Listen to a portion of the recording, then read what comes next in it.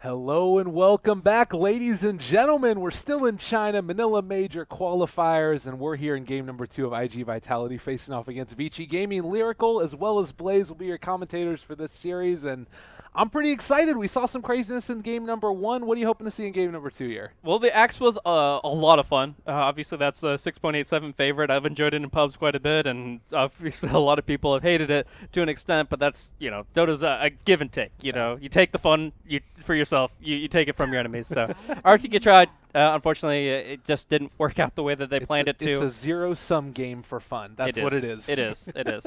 But all the same, we'll see what they bring to this second game here. Vici Gaming, obviously, with their name value, that a lot of people will give them the potential, but so far they haven't had the results. IGV, 3 games in a row, are able to take it down. FTDB was expected. Vici, a little less so. We'll see how the match concludes here. Second game of the best of 2, and we're already into that draft.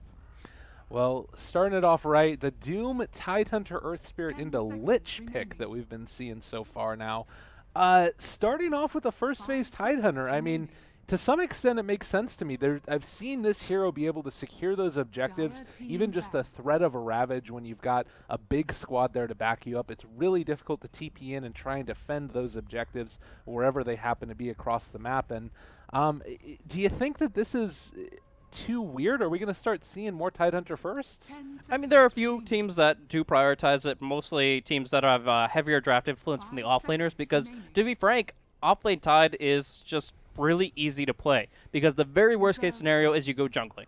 But, like, no matter what, you're able to contest the lane. If they throw 3 heroes at you, you go Iron Talon jungle, no harm done, and you're always going to be able to make an impact. Like, this hero is almost impossible to render obsolete. Doom, I guess, is one of those exceptions with the ultimate, as well as, of course, just mass BKBs. But generally speaking, Tide is still going to always have enough impact, and he's always going to be able to bring a lot to the table. But I'm even more happy really about the banning phase here. Respecting the Enchantress potential from IGV, but more importantly, IGV controlling that Beastmaster pick. They first picked it.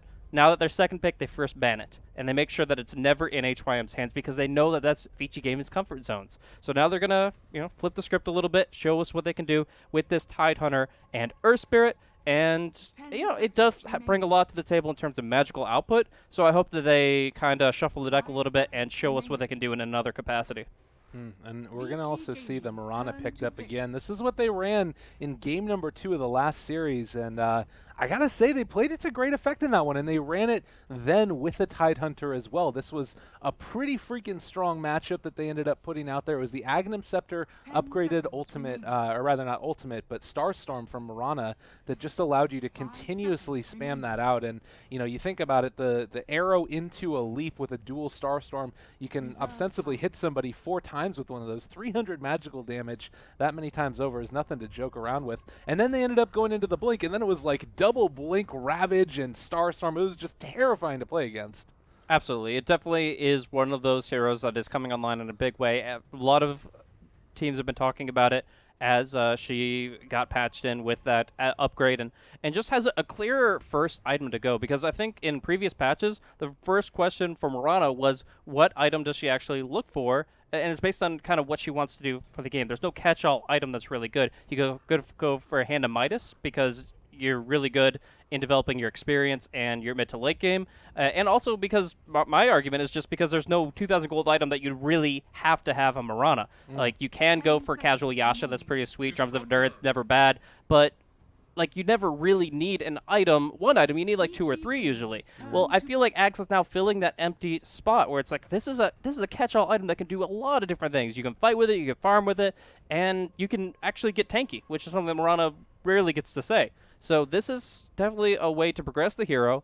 They're obviously creating opportunities for the arrow to go to work here with the Earth Spirit initiation, hopefully actually getting to buy Orb of Venom instead of Courier this game, and then, of course, the Venge on the other lane.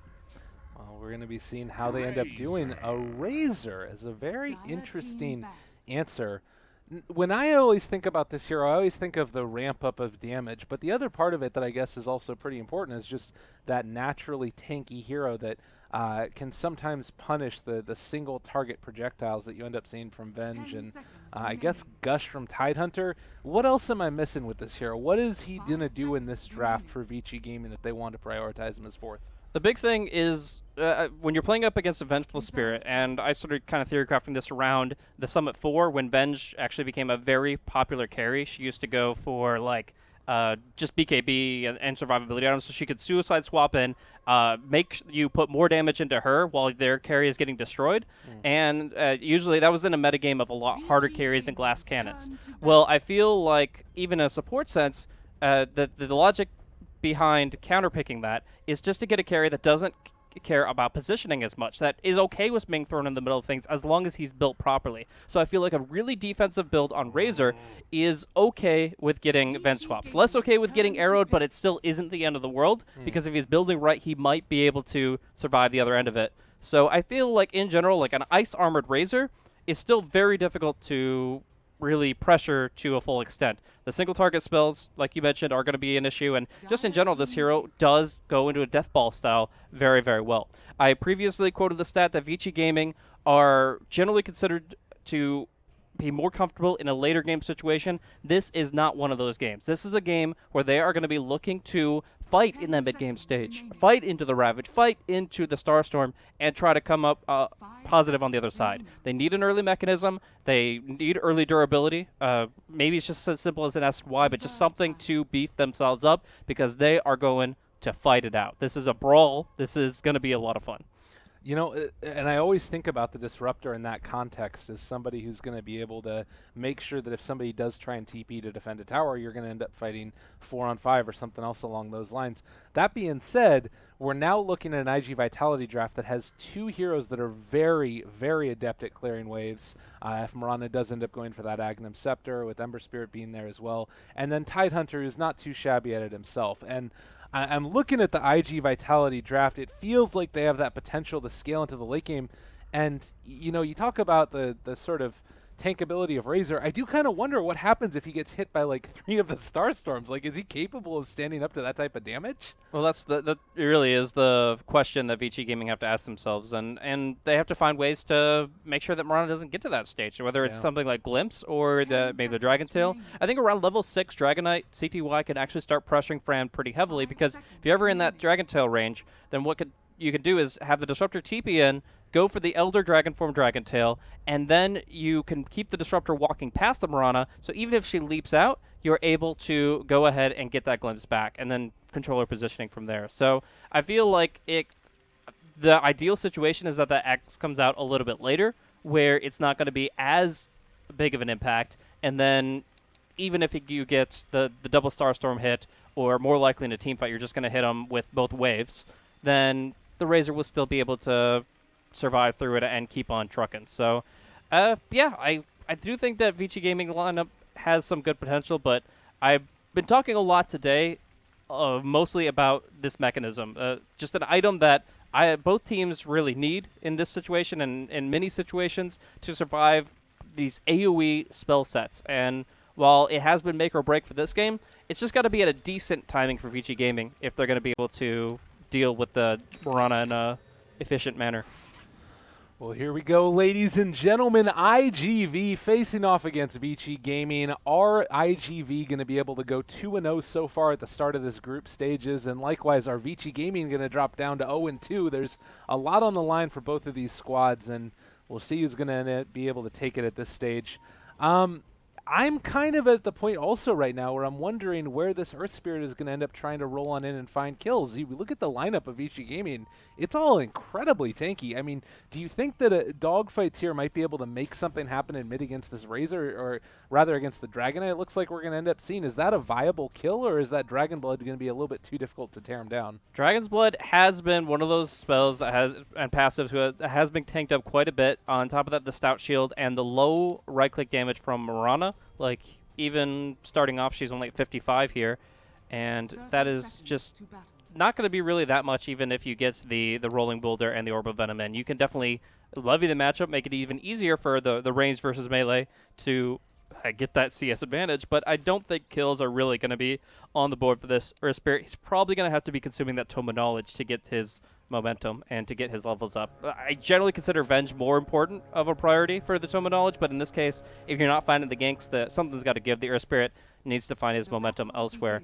No block on iG.V's side here. A lot of the bounty rune and blocking metagame has come down to, yeah, the mid will still grab the bounty, but you have a dedicated block from beginning to end for your mid lane. Instead, you're seeing Fran here just make sure that he gets the bounty rune with the Venge supporting him, but the trade-off is that the creeps should be favoring the Radiant side, which is really good for CTY to start things off.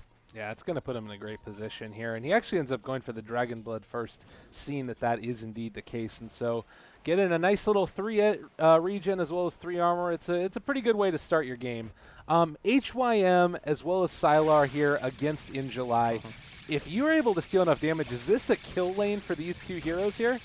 Gonna get the glimpse back here, and you're gonna be seeing a lot of damage come in. God. We'll just have to test it a little bit. Anchor Smash not doing much here, by the way, but you do get that 1 armor from the tower, and yeah, it's not a kill yet, but it is an amazing amount of harassment. This is the second reason that Razor is extremely good in this game, not just because he likes to build tanky, but because he matches up so well against this Tide. Got to see like a number of times you'll see heroes like Viper and Razor go 1v1 against the Tide so the supports can roam elsewhere and still absolutely dominate, nearly fully zone them from the wave because of how strong they are by comparison. He doesn't care about Anchor Smash.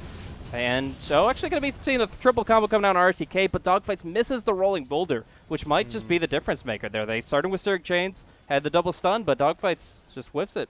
Yeah, and the ice armor also in this situation is going to mean that, you know, all of these ganks are going to be that much more difficult to actually try and pull off. I will also mention that down here, you take a look at the itemization, Tidehunter opting for more of the tangos, and that does mean that Sylar has boots, Disruptor has boots.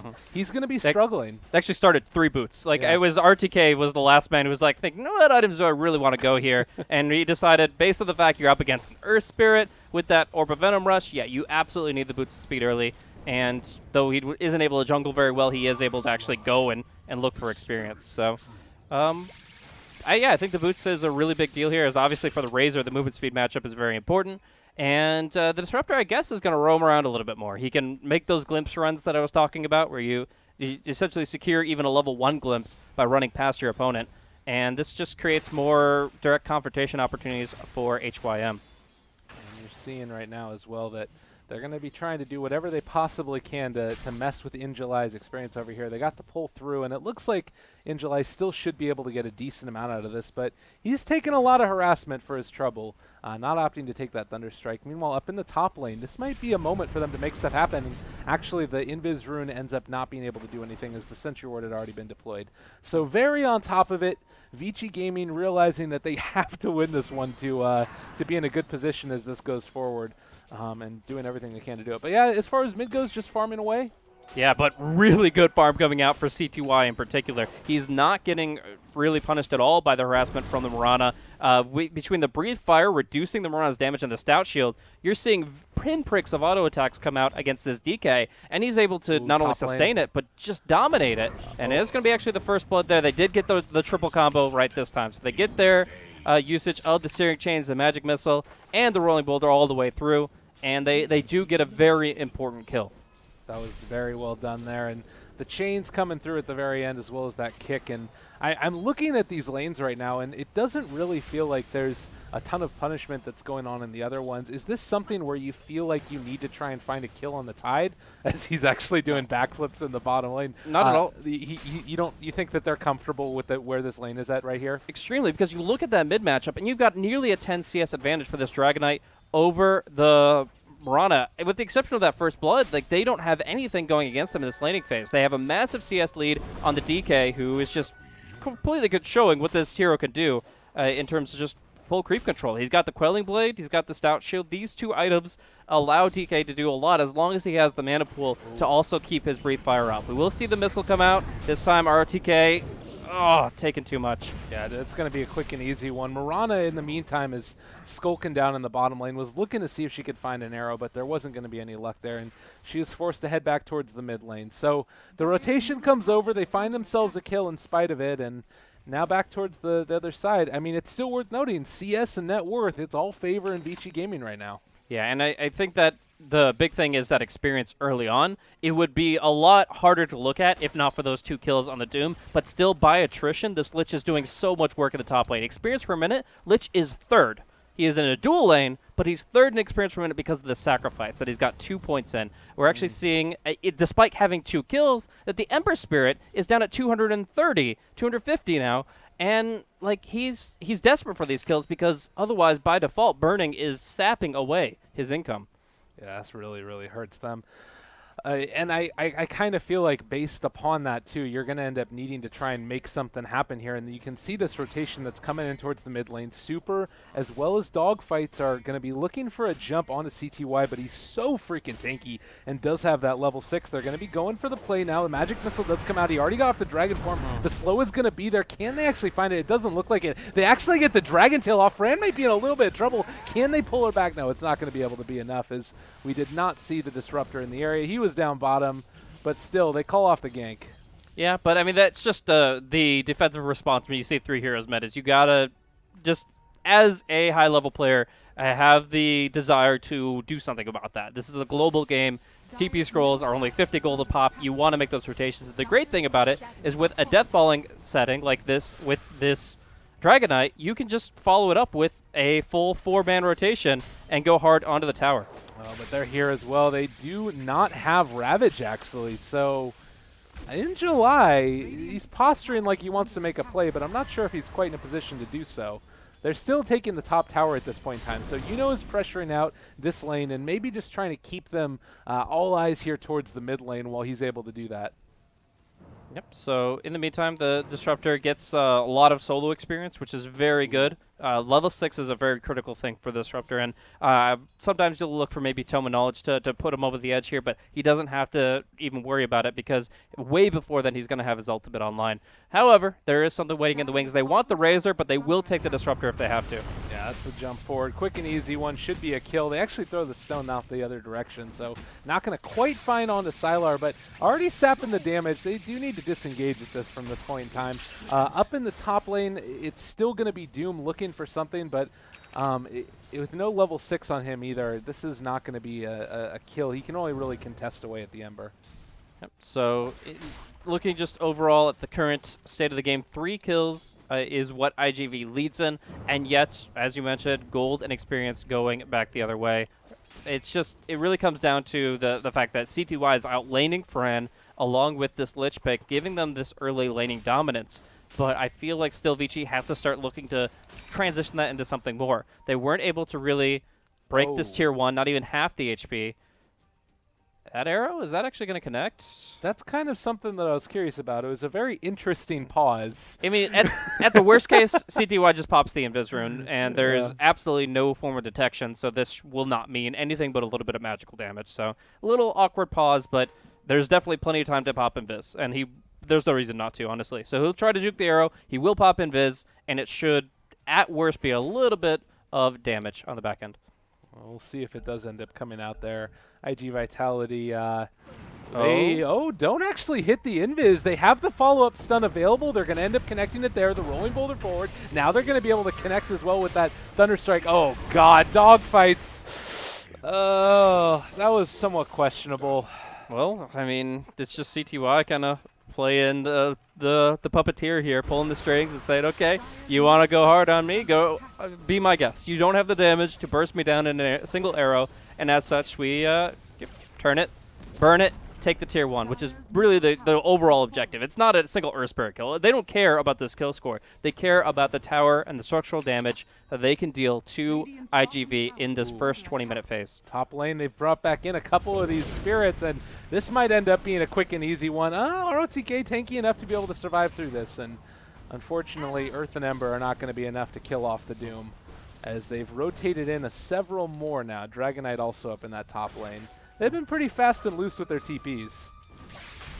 But we are going to be seeing the potential glimpse back on bottom. This could be a really big pickup on iG.Vitality. If they just get sight of him, they get the kinetic, but they don't find the glimpse. Man, they really did want to follow through on that, but in the end, it is just going to be Tide continuing to do his thing, build himself up with that Iron Talon jungle, and even getting some ancient stacks for himself. So this should be a pretty nice progression towards something like a mechanism. Oh, it's actually going to be smoke time for the moment. Vengeful Spirit does not actually have any wards, so I guess the play here is to try and make a kill happen.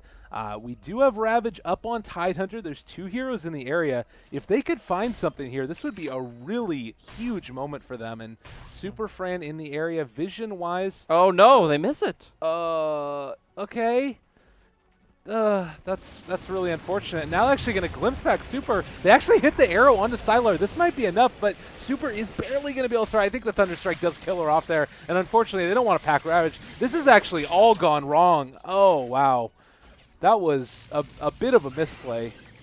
I mean, it's definitely awkward because they were kind of essentially arguing between themselves. It was a very visible one with Injuly not wanting to commit the Ravage where he didn't feel it would create enough value, but a little bit of panic in the situation where they missed the smoke opportunity. They thought that it was very clearly like somebody right here just strolling back south, and they would have vision for the missile, which would set up the arrow, and it would be a lot cleaner of a kill. Instead, the HYM forces the confrontation, and they get the freebie. Another big thing in this position is this early infused raindrop coming out for Sylar. We also have one on Fran, and these allow these kinds of heroes to stay in the fights for a lot longer thanks to just this extra durability. Oh, what a lucky thing for Dog. Oh! Get breezed Spy on. check.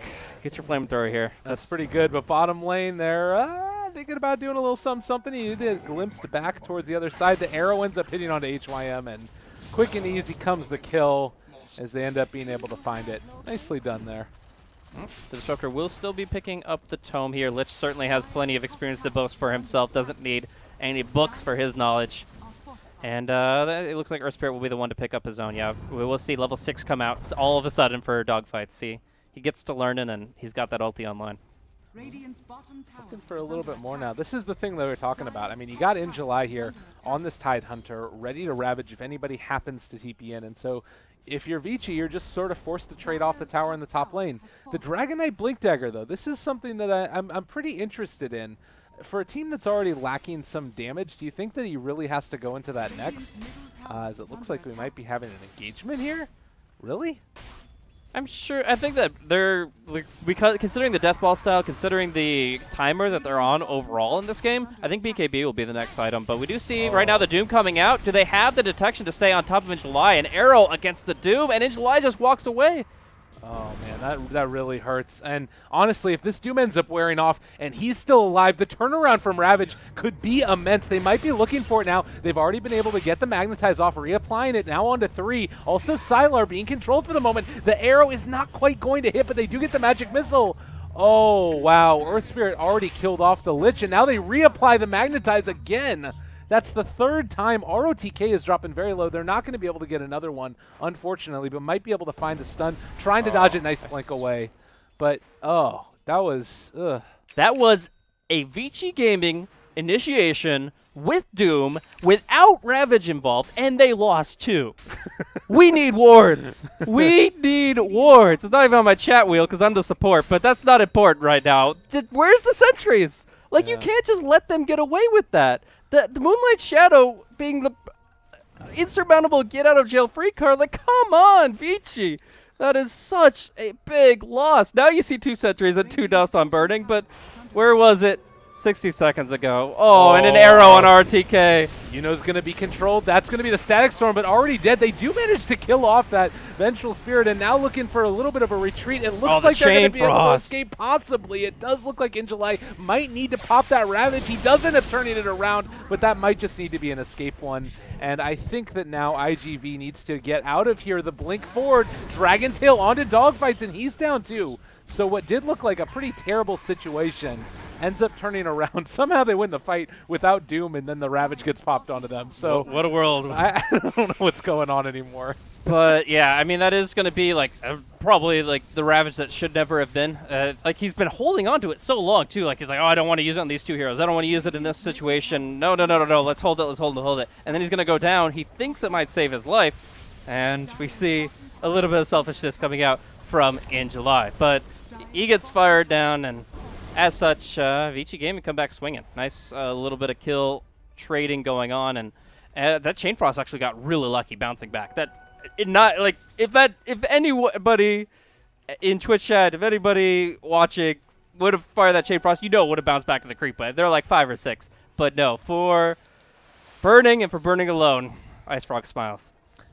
And we're looking now as well. I'm trying to get a little bit of a sense of where this game is at right now, because you see that we've been having a bit of a slugfest recently. Some ultis got thrown out. They were able to build up now on Vici Gaming about a 3,000 net worth lead, but it does feel like it's either team's game to win at this stage. Is there somebody that this type of style of Dota favors? Like, they've only been able to take down the tier 1 towers on the Dire side, so I guess you could say that, IGV have that sort of banked money for when they eventually are able to take down those tier 1s. I mean, the chaotic style definitely creates opportunities, and as such, Vici Gaming are looking to kind of snowball those. They probably wish that it was clearer wins. They've definitely wished that they were able to not only go into the fights, but also being able to convincingly take them. I actually see Fran trying to for the leap, but that Observer, there's the dust, and they'll just glimpse it back to secure it. TP, not going to happen no matter what. And this is a use of the new ward. The high ground ward, very recently placed. They actually used it. Now, this is interesting. Actually, I haven't gotten a chance to look at this. We'll make sure nothing's happening bottom before I go on a small tirade about how this is actually really good for smoking from Radiant to Dire now. It's not just a really good ward to have in the Dire jungle. That goes without saying. It covers 3 camps. But by smoking in, usually you're like, oh, we have to go up 2 steps. We break a smoke here. We don't see them, and we get screwed. But by being able to, at this point, place the ward, see what's on the other side, see what's in that fog of war, and being able to follow up on it, that's actually very critical. So, yeah, very nice spot for the ward and very nice timing for it. So they're able to find that kill in the Mirana while she's still trying to build up that axe. Well, and that's pretty key. I mean, she did just buy one of the other components of it in that Ogre Club, but every little bit counts as far as being able to deny out some of that gold. And it does look like now IGV are going to be looking to try and take this tier 2 tower in towards that mid lane. They're actually going to be scanning Roshan, and that is going to be one of those Radiant scans used, and not seeing anybody in it. It looks like, at least for the moment, they're going to be just continuing the farm war. Is there anything that IGV are looking for in particular to try and allow them to fight? They've already got mech up and ready to go. It's their best opportunity now before the DK gets BKB. The Razor probably will go BKB as well, but we'll see. For right now, though, in July, he's got mech. They want to make this jump and make it soon because they are going to have a really hard time fighting into the Dragonite Black King bar, which he's guaranteed to go. ROTK was there trying to block out that smoke, and I'm wondering right now how they go on about the initiation. You've got the Vengeful Spirit there, but unfortunately only level 1 swap at this point, so there's not really a great ability for them to fight. You just kind of got to walk in and ravage. Oh, the BKB is arriving now. They had to go before that, but they couldn't find the arrow. And now you can't fight into this. He's got ice armor, he's a big red dragon, and he's going to be golden too with a Black King bar. This is not something that you contest tier 2s over. It's actually, this is Vici Gaming's strongest point. All right, they have the arrow now. Turn back around. BKB, the rest of his team is not with him, though. Okay. This is Vici Gaming's weakest point. All right, that was a little bit odd. 10-second BKB. I mean, you got to do it at that point. Like, if you get ravaged right there, I guess he could have blinked. I think you'd have the response time. Like, unless she's on top of you, you will have the moment to BKB. Everything is transparent here. Arrow, Magic Missile, and Ravage. You'll see all, even though both are smashed, now that it's reduced speed, a good player on low ping will have the reaction time to BKB that. That was him thinking it was go time. It was not go time. It was time to just secure their win. I mean, they took the tier 2. They should be happy with that. Instead, it's a 10-second BKB charge down the drain, and CTY a little miffed about that. You know, I will also say that it's one of those moments where I'll mention Vici Gaming. I think they had, before the open qualifiers, 16 games together on 6.86. And there might still be some of those communication issues that are trying to be worked out. It's always difficult to try and form a new team, particularly when you've got people that are switching roles. You've got a whole lot of personalities to contend with, and it's maybe a case where even though you've got all of this talent on this squad, you're still in a position where it's not all perfectly meshed together as of yet. But as of now, we've got Mirana only about 500 gold away from finishing off our Agnum Scepter, and looks like they want to party. All right, that is definitely party time once they get that. They still have to be worried about this BKB on the DK, but they can focus alternatives. Like, it's actually pretty interesting to see this Razor go into this build-up here where it features the Dragonlance and the Hand of Midas, where obviously those items each individually have some decent value. I'm not sure if it's going to be enough to really convincingly fight into all of this burst. Like we were talking about building up tankiness, this Razor has good movement speed and good range, so he doesn't have to be in the thick of things, but still probably close enough to get magnetized. If he gets hit by the steering chains, his movement speed doesn't matter, and then he's going to get hit really hard, especially when the double Starstorm comes up. So I'm really worried for this Razor. I think that while his build has lots of potential, Sylar, if he plays it right, isn't going to be in that bad of a spot. If he just gets caught by one spell, it's going to be hard with only the bonus 15 strength from that Dragonlance. We're going to see if he's going to be able to sustain through all of that damage that's coming out their way. They're going to end up remedying back. A little bit of a fight might be starting off pretty soon here. Fran is already controlled for the moment, and the glimpse back into Static Storm, that's a dead hero. There's no two ways about that. You are not going to be able to survive that amount of burst damage. Yep, and Sylar even going to be trying to push into it further. He does have the kind of this offensive position where, and he knows that he has the follow through as well. The range of initiation from Disruptor and from this Blink DK. If he sees an opportunity, he'll take it. But CTY says, hey, let me focus on the farm. They've been doing really good job stacking this Ancient Camp. I actually can't remember the last time I saw an Ancient Camp this methodically stacked without a Helmet Dominator involved. This has just been supports doing their duty, doing their due diligence, and making sure they can optimize the farm for their core. So CTY building up big, and I'm trying to think of what to see out of this DK next. I mean, he's going to have Blue Dragon form around his next item pickup. AC is I think the best thing that I can come up with. What do you think? Pretty much at this point in time, I feel like you need to build into some of those larger items. Like the other thing that we sometimes saw was Armlet for Dragon Knight, but I think at this point it's a little bit too late for that. Yeah. You need, I mean, it's quick damage, which is great, but like Yuno's going to end up going into his next damage item potentially, or he might end up going back into Manta. Who knows? They're going to be looking for him, but a quick remnant away and it's no problem. But yeah, I would say either AC or trying to think about. I don't think Daedalus is good enough. I think the more armor, the better. Yeah. So, I mean, obviously a lot of choices on the table, and this is CTY we're talking about. He is the one who thinks about these items very carefully and doesn't care if anybody disagrees with him. He'll go for it for sure. But we'll see. This is in my mind the next stage of the game. We are at a stage where now there is a BKB9 on a DK who's got gold, who's going to be looking for his next big pickup, which apparently involved the secret shop, maybe a Reaver, be good. But the bottom line is now we're also looking at this Aghanim's on the Mirana, and that changes a lot. This means that the fights are going to get a lot heavier, and no Ravage. Oh, Angel! He thought about it. He wanted to go for it, but that's one of those that if you end up missing it, you're kicking yourself for a while. So I can understand that. That's a reasonable enough solution. So Aghanim's Scepter is up there. I kind of also, now that I'm thinking about it a little bit more, they've been doing this slow little chip damage to the tower. What do you think about trying to go on and securing Roche and then pushing in one of the objectives? Like, IGV have a pretty good view of the map on this side here. I think that the biggest problem I have with that is formation. Vici Gaming want DK to be on the front. They want the Doom to be second. They want everybody else behind that. That's what this Dragonlance implies, and that's what Disruptor and Lich are great naturally at. Oh, the freebie. Super going to go down before it even begins. Well, they get the stun off. They're going to be able to catch on to CTY. Static Storm hits onto 2. They're going to glimpse him back out of it now, and the Ravage comes down. What is happening right there? Fran is going to do so much freaking damage. The Chain Frost might not be enough to quite bring him down, unfortunately. Sylar chasing after Fran. On the other side of the battle, ROTK is chasing down in July. They might be able to get both of them off the back of this doomed up for the moment. They're trying to get this and turn him back around, but I think that ROTK is too tanky for him.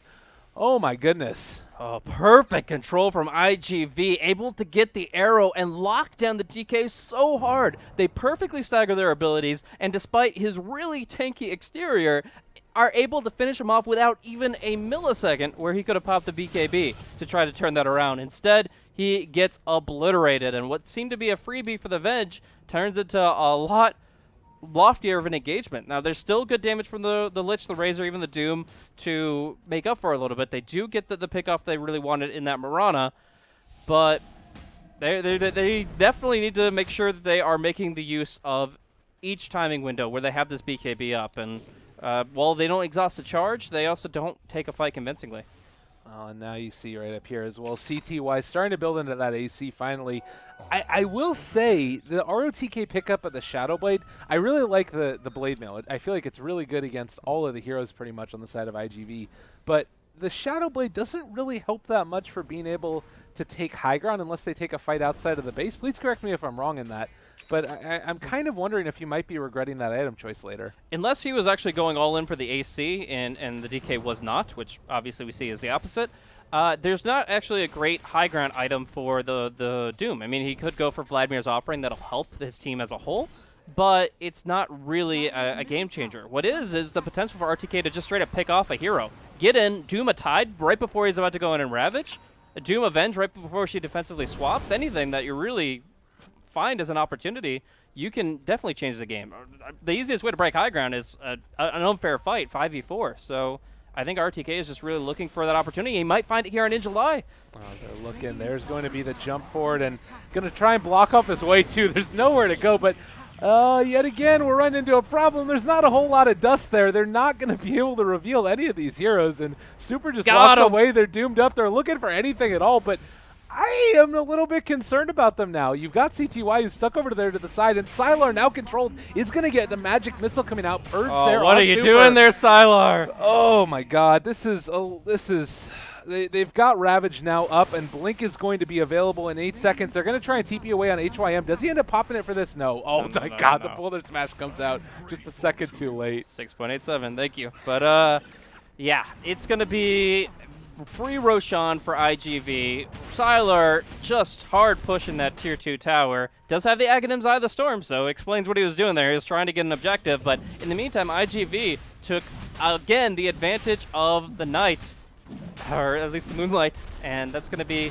getting them out of a bad spot into an amazing one, as they should take this Rosh for free. I mean, there is a theoretical potential, Kinetic Field, Static Storm, Chain Frost, but it's the Wombo combo that never will be, and we'll just see this Roshan go easily to, the Ember Spirit. So I often would expect the Mirana to pick it up here, but they want to make sure that they have life insurance on the Ember because he's the one that defends the high ground. Well, and there's the Blink here. I can kind of understand it as well. It does seem like it might be good to be able to have the possibility of jumping in several times, but Mirana would probably love to not be able to get caught out several times either. I also will say that, you can't flame these supports too much. Again, Lich did have a gem on his person, just was not there with the rest of the team. He did not he got the gem just now. He had Dust. He kind of used it desperately. The problem was positioning. He just couldn't get to the fight in time. Right. So I mean, they had reveal. It's just that again, the lack of communication is more what this is than any one individual player playing badly. I feel like, which I think it's pretty easy to just harp on a one player in particular. But they've been the issues in this game have been much more about just a lack of communication than anything else. And I'm kind of wondering at this stage, like, Vici Gaming, the small lead they've been able to build, only about 5,000 at its most, is this going to start tipping back into iG.Vitality's favor? I mean, it has the opportunity to do so. I still feel confident in Vici's ability to take the fights because they have the heroes for it and they've shown the wherewithal for it. But this Vision game has been pretty punishing against them. Like, I feel that if 6 minutes ago we had Burning pick up a gem, give it to DK or Doom, the next 6 minutes would have played out very differently and would have created so many more opportunities to generate this income because, again, it's about formation. DK and Doom on the front line. The Lich, the Disruptor, nowhere near. All they need is sight, and they can do things with the glimpse.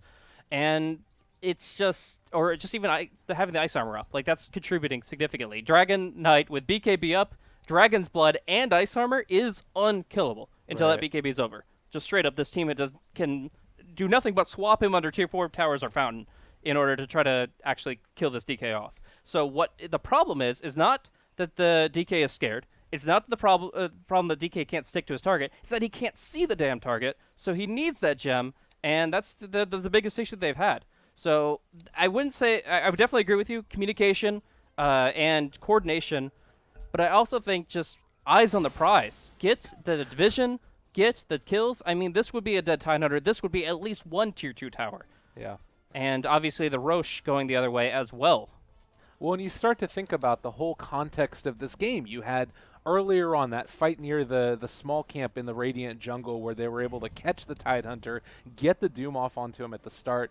It was the exact same problem that we ended up. At that time, it was that they didn't have detection. Now they have detection, but they're in the wrong spot. Maybe they're going to be able to find it the third time around. But it's one of those things where those little opportunities that the team gives you to be able to get back into the game, you got to seize those moments. And it looks now as well like, maybe with Siler having this BKB up, or excuse me, the Aghanim Scepter up and online, you're going to be able to feel more comfortable just running into the fray, and possibly you switch over the gem onto him. But they certainly need something. Yeah, I definitely don't think it should stay on the Lich. Even with the Windlace, this hero is still not supposed to be in the confrontations. But actually, bottom, it was... I don't know why he stood there, actually, because RTK lost all of his mana just trying to keep, purging the Ember Spirit, I guess taking off the Flame Guard, and he was out of mana and below half HP.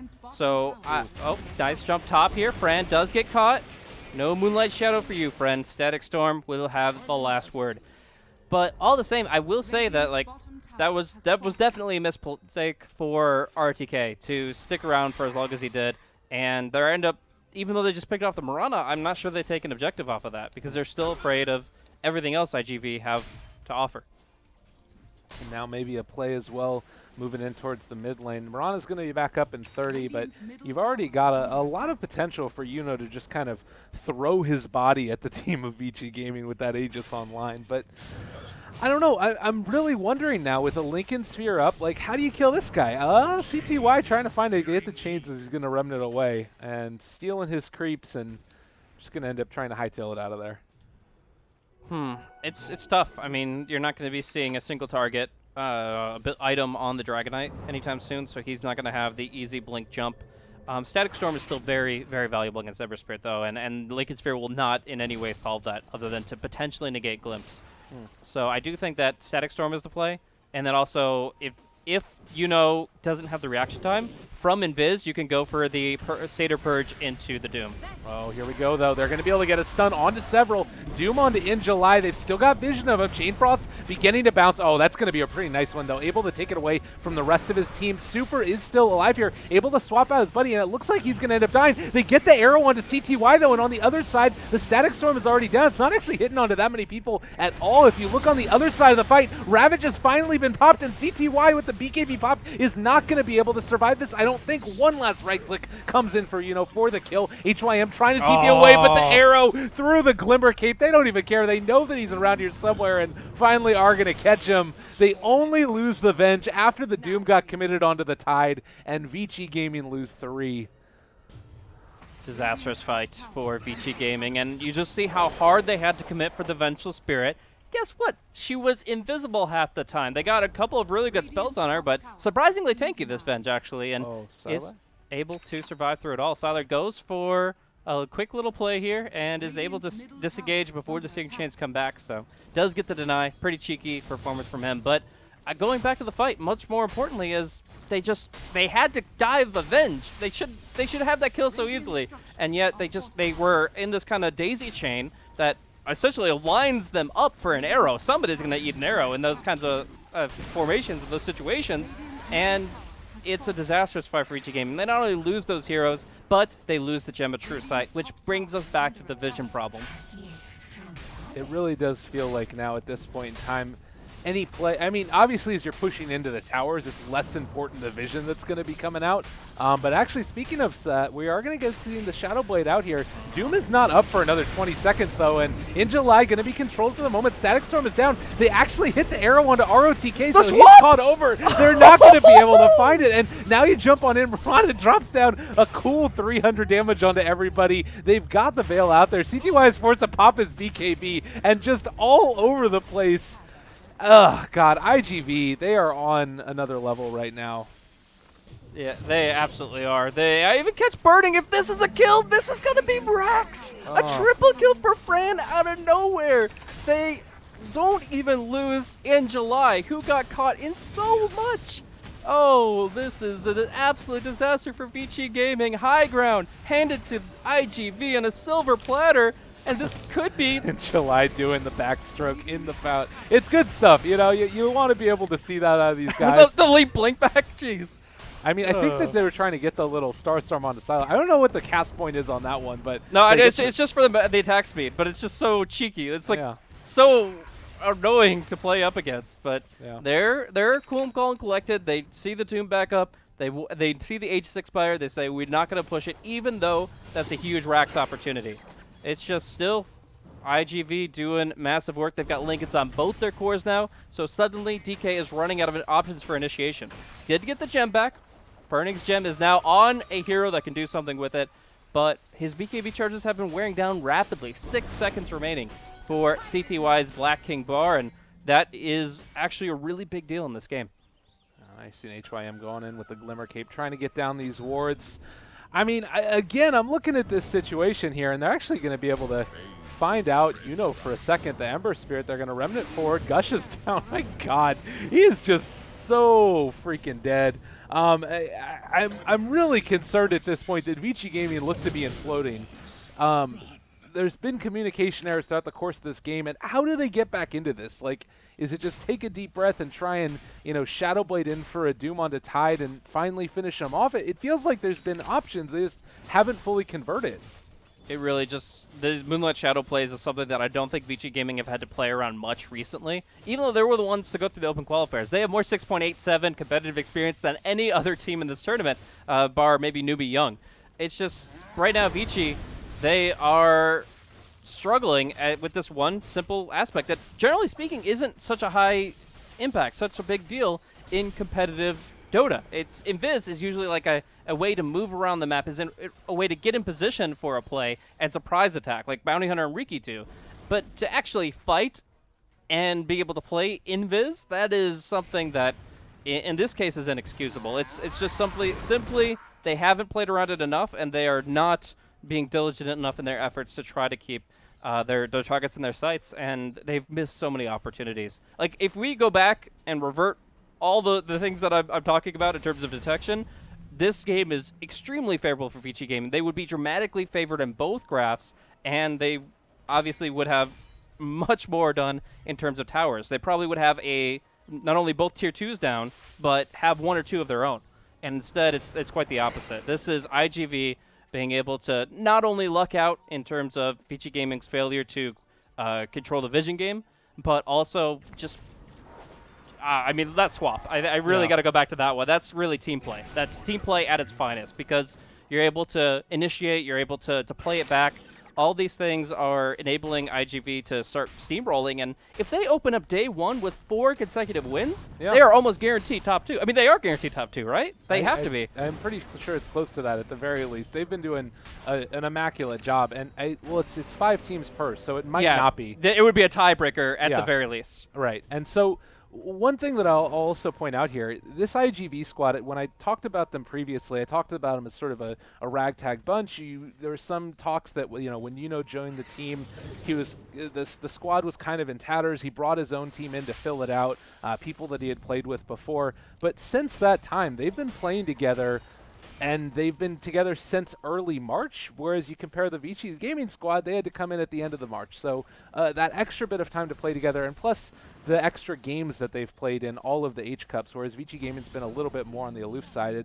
It's really showing how important teamwork is in these types of games, and the ability to all be on the same page. And now you see iG.V again, the play comes out from Vici Gaming, the smoke on up to try and move in, and they move as one back up to the high ground. Just really good positioning around this map. They're going to go for the Moonlight Shadow. This is the kind of thing you'd expect from Moonlight Shadow initiation plays. Unless there's Observer Sentry combos, this should get iG.V in position. The question is what they do with it. They will be able to get the Blink Jump, at least onto one hero. The Ravage is going to be there. I think that they're going to be able to find this. They're looking for at least one, and now with the arrow to scout things out, they might just go for a jump. Do they end up dropping it out? The Doom comes down onto iG.July. Can they get the swap out? But he needs to walk away from here. Sylar is still stealing the damage. The BKB is there. Super ends up dropping. Suddenly, this is not looking so good for iG.V. They've been able to control out iG.July, and Dragonite with the double might be able to find a little more. Is forced to retreat, and that was what Vici Gaming needed. Yes, so this should open up the Roche pit for them. This will be the second Roche a really good opportunity for Vici Gaming if they do make a move for it. But there's some hesitancy here. I mean, do they not know which objective is ideal for them? Are they worried about all the lanes being pushed in? I mean, the Ember Spirit split pushes, but he doesn't actually hit the towers all that hard prior to a Rapier. So in this situation, I think Roche is definitely the move to make, but they are just spreading the map. Well, it's worth noting, like, they've got the Lich here with the Hand of Midas. He's been obviously not trying to go into items that end up taking them to the late game. Do you think that this is a lineup from Vici Gaming that are going to be able to contend with what iG.Vitality are throwing at him? I mean, Doom against Ember, that's a pretty good matchup for all intents and purposes. Only if you get the opportunity. Like, I feel with the Lincoln Sphere and with the way that Yuno has been playing and how he's played Ember Spirit for the past couple of months, he's definitely going to be able to avoid those tough situations where it's kind of quick draw between two players. The Lincoln Spirit gives you a bit of padded time to work with, and I just feel like it's a lot easier for the Ember Spirit right now to avoid the Doom than it actually is to avoid the Dragonite, who just picked up an Orchid. Not necessarily for the silence, but for the Lincoln's Popper, so that he can actually catch a Dragon Tail on one of the two carries. An eventual possibly building into that Bloodthorn. I've been wanting to see it in a pro game for a while. That would be a very significant waste of gold. that would be just a disastrous. The dream, the terrible dream. The Bloodthorn to pop a Lincoln's, huh? Yeah, it's a shorter cooldown, right? It's the good stuff. Everybody loves to get it. 7,000 gold, 2,000 gold for a staff. What's the difference, you know? So we're going to end up seeing now Sylar, again, Aghanim Scepter. He's been sitting on this plate mill for a little while. I'm assuming this is just going to translate into a Shiva's Guard, as he does have that Mystic Staff and recipe coming out to him. So all hunky-dory. They're going to end up backing back to their tower, though, and after losing the Aegis, pretty much all map control is ceded. Do you even think about trying to make a smoke play at this point, or is it too dangerous trying to fight into the lineup that is probably going to be together? Well, the most interesting point about that is that we have 3 smokes at a seat in Vici. They have our full stock smokes. They're not even using their timer. They're actually like losing smokes by the second, as well, not that dramatically. Just a tiny smoke, 1% of a smoke a second. I don't know, but like maybe they're not used to the fact that there are so many more smokes in the game because of the change in 6.87 to refresh it faster. I feel it's not that dramatic. They should be able to take advantage of it, and they should be able to make the smoke plays happen. But I guess it just comes down to them not really having a good idea of where enemies are moving until it's too late to move on them. And that's a very common theme against an Ember Spirit with BOTs. He'll farm a wave, then he'll jump somewhere else. He'll farm a wave, and then he'll jump somewhere else. And you essentially have to predict where he's going to be before he even makes that move. And in this case, it's just been a little bit too hard for them. Oh, wow. All right, they're going to be walking in. Lincoln Sphere is on top of this Tidehunter, and he's looking for a Ravage. Can he find it? It was a very good shadow plate there by ROTK, and Sylar is going to be scouted out. They're going to get the stun there to start this one off, and it looks like they might be able to just burst him down. Oh, the Chain Frost. I'm not sure if that was the play. They're going to lift back up now, and this is going to be a dead HYM. They're just falling apart. I don't even know about this. ROTK pops his own BKB. They are going to be able to do this for Yuno, but there's his Lincolns, and he ends up just backing out again. Dragon Tails himself, and he cracks CTY, and it ended up pogging the Lincolns. Too much damage coming out. God, no, don't let it end like this. Burning is going to get destroyed. 4 heroes already down, and GG gets called. iG.Vitality with destruction over Vici Gaming. That was an absolute disaster for Vici. What looked like a game that they absolutely could follow through with just came down to a series of failures to connect with their movements, with their fights. And I feel like if just 3 or 4 different fights went differently, then suddenly we have ourselves actually a tie between Vici and iG.V. They absolutely had a chance to take this game, but just a few fights, the execution wasn't there. Just mechanically, they sought opportunities, they were grasping at straws, and they fell through their fingers. It was almost heartbreaking to watch, because they obviously have the potential. They're seeing those opportunities, they're looking for those opportunities, but with the wrong pair of eyes, man. No, absolutely. I mean, again, there was a lot of questions going into it. There weren't as many official matches that they were playing compared to a lot of the other teams in China. You definitely still thought that, like, with all that raw talent, there's the chance for them to pull ahead. And you got to give credit to iG.Vitality, too. I mean, for a squad that essentially got blown up about a month ago and then was pulled together from all over the place. They're playing exceptional Dota, and I'm excited to continue to see more of them. It feels like they're building momentum. There were less mistakes in that series of games than in the previous one, too. So really curious to see where they go. Any final words before we sign off for this? Well, yeah, I think that iG.Vitality is actually like very close contest compared to the actual IG squad, which was formerly iG.Vitality in 4 out of 5 cases. So they have this very interesting rivalry going on that I really hope to see brought to the playoff stage. I really hope that both teams make it to the top 2 of their groups, and I would get to see IG and iG.V. They've had a couple contests in the past that have favored iG.V, but I would love to see who is really the true IG. But in this case, like Vici Gaming, you really want to root for them. RTK is a madman, and he's so much fun to watch, and all these guys just they bring so much passion and so much heart to the game. But in the end, they are falling short here, and it's clear that they have some work to do. Absolutely. Well, thank you guys so much for tuning in. We're going to hop on into our next series in just a little bit, but stick around. More action from the Chinese qualifiers of the Manila Major in just a few.